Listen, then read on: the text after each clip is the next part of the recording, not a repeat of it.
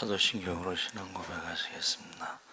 전능하사 천지를 만드신 하나님 아버지를 내가 믿사오며 그 외아들 우리 주 예수 그리스도를 믿사오니 이는 성령으로 잉태하사 동정녀 마리아에게 나시고 본디오 빌라도에게 고난을 받으사 십자가에 못 박혀 죽으시고 장사한 지 사흘 만에 죽은 자 가운데서 다시 살아나시며 하늘에 오르사 전능하신 하나님 우편에 앉아 계시다가 저희로서 산자와 죽은 자를 심판하러 오시리라. 성령을 믿사오며 거룩한 공예와 성도가 서로 교통하는 것과 죄를 사하여 주시는 것과 몸이 다히 사는 것과 영원히 사는 것을 믿사옵나이다. 아멘. 찬송가 366장 찬송하시겠습니다.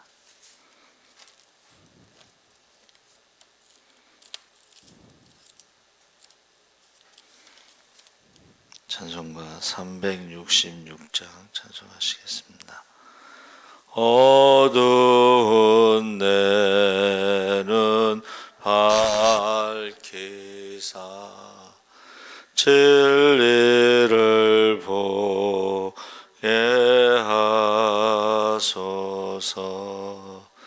진리의 열쇠 내게 주사 참빛을 찾게 하소서.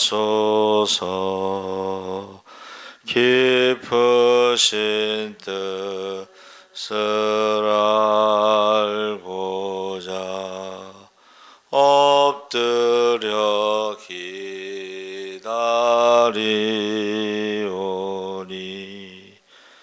내 눈을 뜨게 하소서.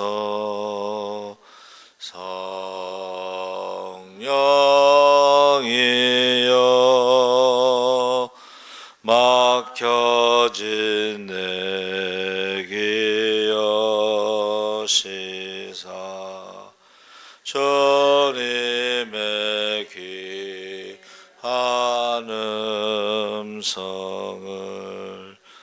이 귀로 밝히 들을 때에 내 기쁨 한량 없겠네. 깊으신 뜻을 알고자 엎드려 기다리오니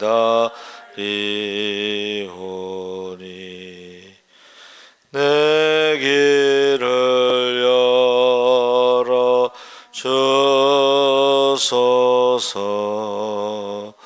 성령이여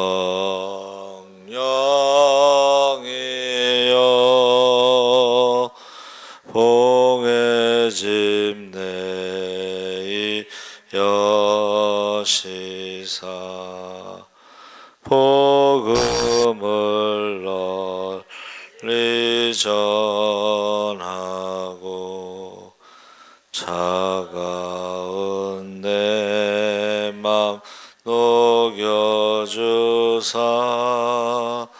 사랑을 하게 하소서.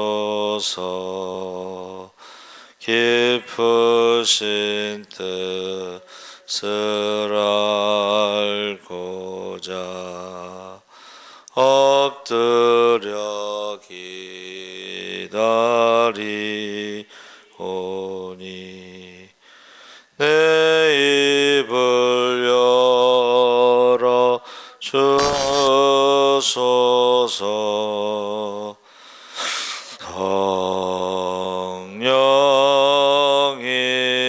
성령이여. 아멘. 하나님 말씀 민수기 24장 10절에서 19절까지 말씀을 보겠습니다. 구약 성경 237쪽에 있습니다.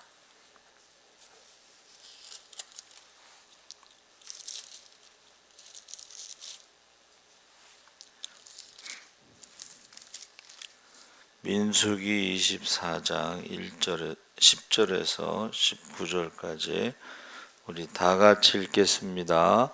발락이 발람에게 노하여 손뼉을 치며 말하되 내가 그대를 부른 것은 내 원수를 저주하라는 것이거늘 그대가 이같이 3번 그들을 축복하였도다. 그러므로 그대는 이제 그대의 곳으로 달아나라. 내가 그대를 높여 심히 존귀하게 하기로 뜻하였더니 여호와께서 그대를 막아 존귀하지 못하게 하셨도다. 발람이 발락에게 이르되 당신이 내게 보낸 사신들에게 내가 말하여 이르지 아니하였나이까. 가령 발락이 그 집에 가득한 은금을 내게 줄지라도 나는 여호와의 말씀을 어기고 선악간에 내 마음대로 행하지 못하고 여호와께서 말씀하신 대로 말하리라 하지 아니하였나이까. 이제 나는 내 백성에게로 돌아가거니와 들으소서. 내가 이 백성이 후일에 당신의 백성에게 어떻게 할지를 당신에게 말하리이다 하고 예언하여 이르기를 부올의 아들 발람이 말하며 눈을 감았던 자가 말하며 하나님의 말씀을 듣는 자가 말하며 지극히 높으신 자의 지식을 아는 자 전능자의 환상을 보는 자 엎드려서 눈을 뜬 자가 말하기를 내가 그를 보아도 이때의 일이 아니며 내가 그를 바라보아도 가까운 일이 아니로다. 한 별이 야곱에게서 나오며 한 규가 이스라엘에게서 일어나서 모압을 이쪽에서 저쪽까지 쳐서 무찌르고 또 셋의 자식들을 다 멸하리로다. 그의 원수 에돔은 그들의 유산이 되며 그의 원수 세일도 그들의 유산이 되고 그와 동시에 이스라엘은 용감히 행동하리로다.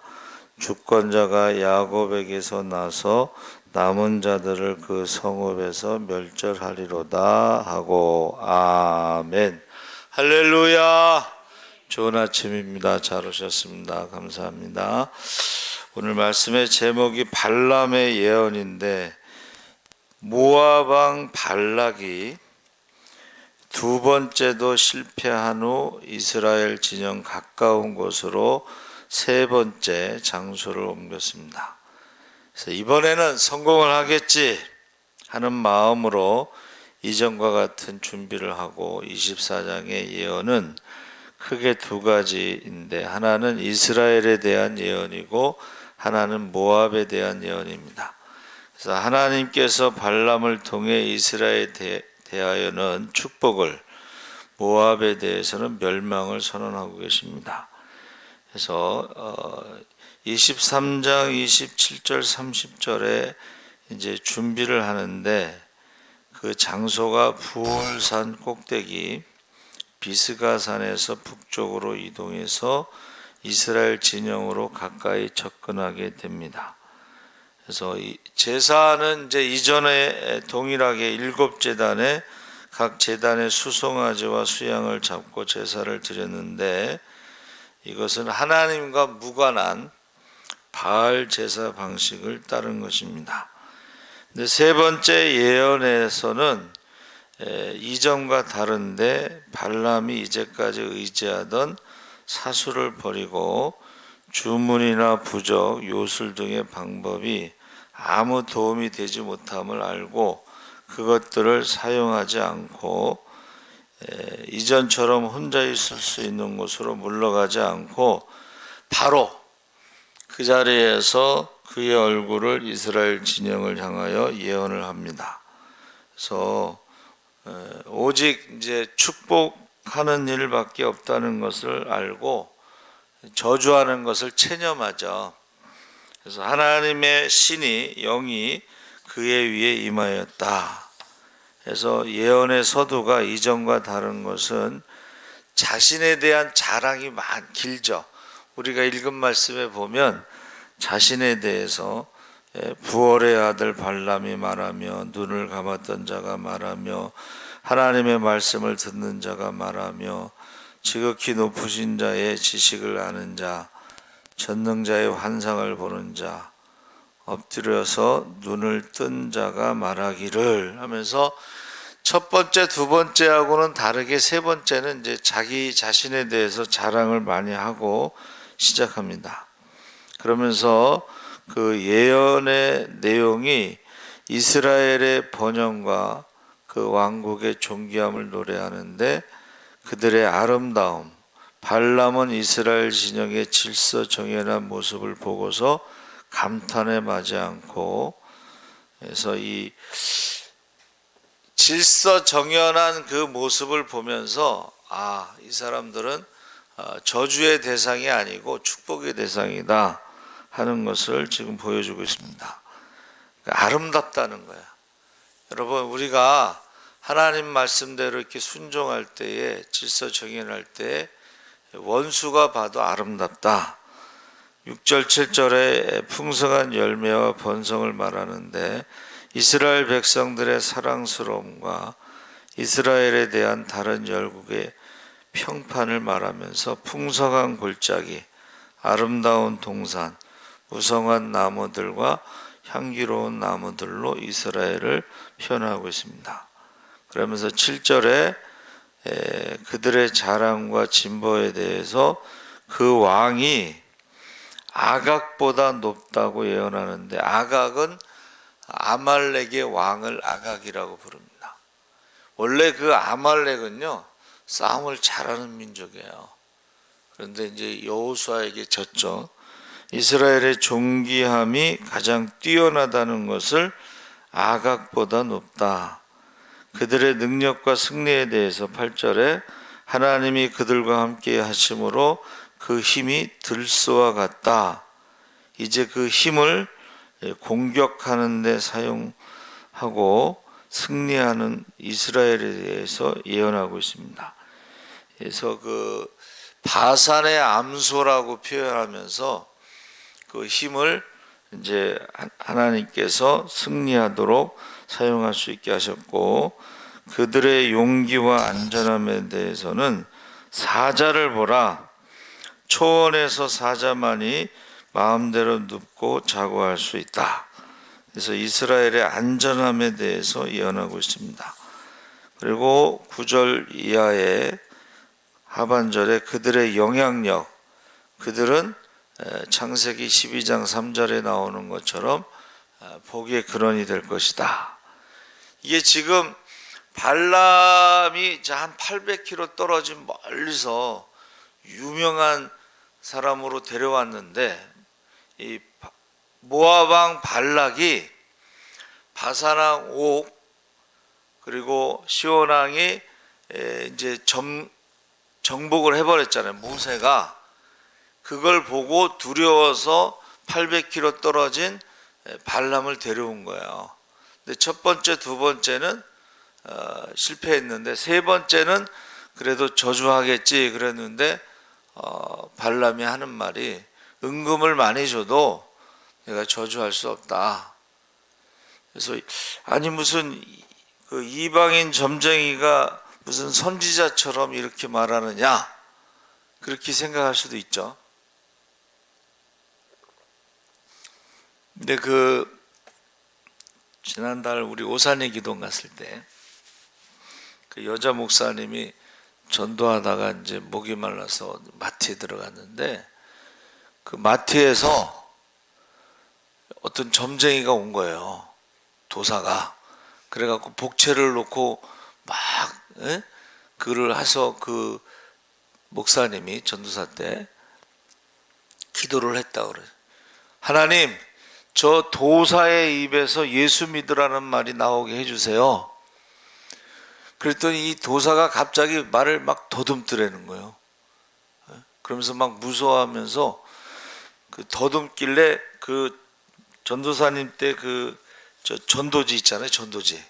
전도지를 그 도사 그 상에다가 탁 던지면서 주 예수를 믿으라. 그리하면 너와 내 집이 구원을 얻으리라. 그랬더니 이 도사가 여기는 예수를 믿어야 된다고 그러고 도망가 버렸어요. 그러니까는 이 마트 부부가요, 이제 이 전도사님을 저기 할렐루야 도사라고 그러면서 이제 복채를 내놓고 막 그러는데 거기서 이제 복음을 전한 거죠. 그러니까 여러분 우리가 그 전도하다 보면 영적인 싸움을 할 수가 있어요.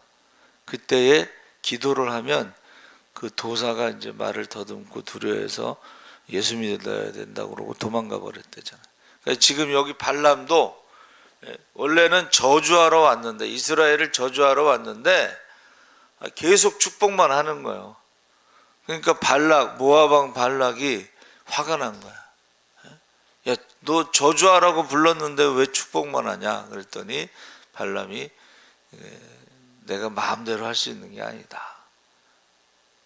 그래서 이 네 번째 예언에 이제 발락의 반응이 24장 10절 14절 우리 읽은 말씀에 손뼉을 치며 발람에게 말하되 내가 그대를 부른 것은 내 원수를 저주하라 함이오늘 그대가 이같이 3번 그들을 축복하였도다. 그러므로 그대는 이제 그대의 곳으로 달려가라. 내가 그대를 높여 심히 존귀케 하기로 뜻하였더니 여호와가 그대를 막아 존귀치 못하게 하셨도다 하면서 이제 발락이 이제 발람에게 말했죠. 그랬더니 내가 보낸 사자들에게 내게 고하지 아니하였나이까? 그 집에 은금을 가득히 채워서 내게 줄지라도 나는 여호와의 말씀을 어기고 선악간의 힘으로 행하지 못하고 여호와께서 말씀하신 대로 말하리다. 그러면서 그런데요, 이제 여기서 14절이 중요합니다. 이제 나는 내 백성에게로 돌아가거니와 들으소서.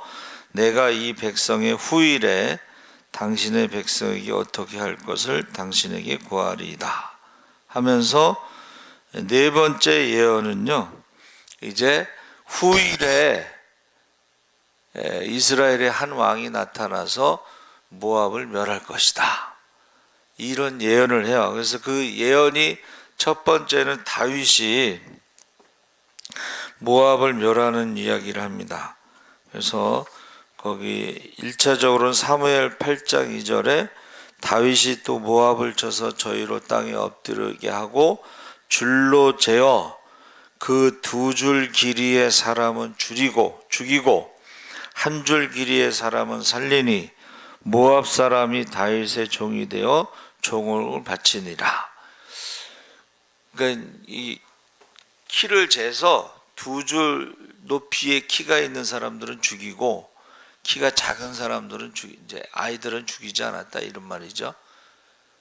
그 징기스칸도 이제 전쟁을 할 때 보니까 징기스칸 바퀴 있죠, 바퀴, 수레바퀴, 거기다가 키를 딱 재서 그 키보다 작아서 죽이지 않습니다. 징기스칸이 어렸을 때 그런 식으로 이제 예언을 하는 거예요. 그러면서 사무엘하 8장 13절 14절에 다윗이 염곡 소금의 골짜기에서 에돔 사람, 에돔은 이제 사해 남쪽에 있으니까 거기가 소금의 골짜기인데 1만 8천을 쳐 죽이고 돌아와서 명예를 얻으니라.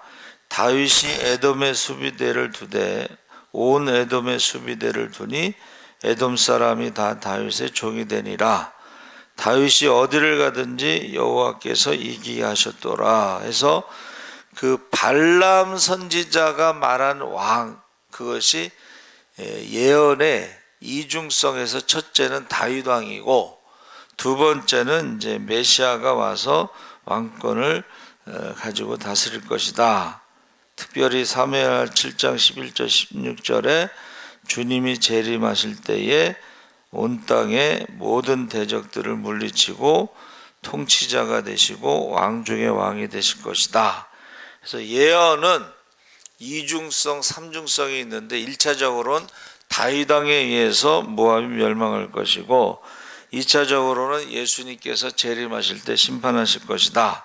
그러면서 20절에서 24절까지 다른 민족에 대한 예언을 하죠. 아말렉 족속, 아말렉 족속은 이스라엘이 처음으로 전쟁을 한 민족이죠. 르비딤에서 물이 많이 쏟아지니까 그 물 때문에 아말렉이 왔는데 모세가 손을 들고 기도할 때 여호수아가 이겼죠. 그래서 여호와 니시. 그래서 이 아말렉에 대한 예언도 하고, 가인 족속은 북이스라엘 왕국 열 지파를 말하는데 아수르에 의해서 722년에 멸망하죠. 에벨 족속은 히브리인들을 말하고, 기띔은 헬라와 로마 민족을 말하는데 하나님께서 발람 이방인 점쟁이를 통해서도 하나님의 말씀을 전하기 때문에 그 말씀만은 그대로 성취된다. 하나님이 주신 말씀이기 때문에. 그래서 발람이 예언한 것이 다 하나님이 주신 것은 아니지만 하나님이 주신 말씀은 다 성취된다 하는 것입니다. 그래서 발람이라는 뜻이 백성들의 멸망이라는 뜻으로, 암이라는 것이 백성이라는 뜻이고, 바알은 멸망이라는 뜻으로, 발라는 멸망이라는 뜻으로 해석합니다. 그리고 그 발라크는 그 파괴자라는 뜻이에요. 약탈자. 그러니까 하나님께서 모압 왕의 그 이름이 파괴자, 약탈자이기 때문에 심판하시는데, 시온왕 옥과 바산왕의 그 점령, 그 사람들이 제일 강한 나라인데 그 강한 나라를 정복해 버리니까는 모압 왕이 두려워서 발람을 부른 거죠. 그래서 근데 마지막에 이 발람이 이제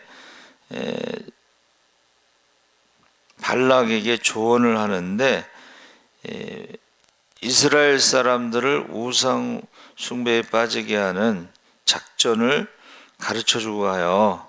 그가 이제 고향으로 가지 않고 미디안 땅에 가서 미디안 여인들이 미인계를 써서 우상 숭배에 빠지게 해서 그 우상 숭배로 인해서 연병이 나타나고 연병으로 24,000명이 죽는데, 그 대표적으로 시므온 지파 시므리와 고수비 사건에 그 비느하스가 창으로 2명을 죽이고 연병이 그치죠. 그러니까 지금 하나님께서 이렇게 강하게 저주를 못하게 하고 축복을 하게 하셨는데, 그가 도망가면서 그 방법을 하나 가르쳐 주는 게 바로 미디안 족속의 여인들이 미인계로 써서 우상 숭배하게끔, 그 중에 이제 시므온 지파가 가장 많이 연루가 돼서 나중에 보면 2차 인구조사에서 시므온 지파가 확 줄어버려요. 그리고 땅을 제비 뽑아서 나눌 때도 제대로 땅을 받지 못하고 유다 땅에 한쪽에서 이렇게 거하게 돼요. 그래서 우리가 이 하나님이 막으셨지만 결국은 그 발람이 마지막에 그 미인계를 써서 우상 숭배해서 연병으로 24,000명이 죽게 하는, 그래서 바알 부올 사건은 굉장히 유명한 사건으로, 그래서 우리가 방심하면 안 되는 거예요. 영적으로, 여러분, 영적으로 우리가 방심하면요 여기에 속을 수가 있어요. 우상숭배, 이 우상숭배라는 것이 가장 큰 죄인데 알게 모르게 우상숭배할 수가 있다는 거예요. 계속 제가 말씀드리죠. 하나님이 1순위가 되지 않으면 그게 우상숭배, 예배가 1순위가 되지 않으면 우상숭배가 돼요. 근데 나중에는 무뎌진다는 거예요. 이게 우상숭배인지 아닌지 모르고 계속 1순위가 하나님이 되지 않고 예배가 1순위가 되지 않는 그런 우상숭배에 빠지게 된다. 그러면 연병이 돈다는 거예요. 지금 코로나가 이게 연병이죠. 전염병. 전 세계적으로 지금 이 우상숭배가 굉장합니다. 우리나라도 마찬가지고 우상 숭배. 그래서 이 입시철이 되면 교회에서는 뭐 특세를 하지만은 안 믿는 사람들은 전부 그 점쟁이 찾아다니고 또 선거철이 돼 보세요. 선거철 호황을 누린대. 그 연초가 되면 교회 권사들이 점집에 간다고 충격적인 것을 말했죠. 여러분, 두 주인을 섬기는 거 우상 숭배죠. 두 마음을 품는 것도 그렇고. 그래서 우리가 알게 모르게 이게 우상 숭배에 빠질 수가 있어요. 그래서 우리가 하나님께서 발람을 막아서 축복으로 바꾸셨는데 나중에 이 우상 숭배에 빠질 수가 있다는 것입니다. 기도하겠습니다. 하나님 아버지, 발람이 이스라엘을 저주하려고 왔지만은 하나님께서 막으셔서 이제 축복으로 바꿔주셨는데 우리가 영적으로 방심할 때에 우상 숭배에 빠지게 되면 연병이 도는 것입니다. 우리가 속지 않게 하시고 회개형을 부어주셔서 하나님께 우리가 회개할 때 연병이 그치게 하여 주시옵소서. 감사하며 예수님의 이름으로 기도합나이다. 아멘. 하늘에 계신 우리 아버지여, 이름이 거룩히 여김을 받으시오며 나라의 마옵시며 뜻이 하늘에서 이룬과 같이 땅에서도 이루어지이다. 오늘날 우리에게 일용할 양식을 주옵시고 우리가 우리에게 죄 지은 자를 사하여 준 것 같이 우리 죄를 사하여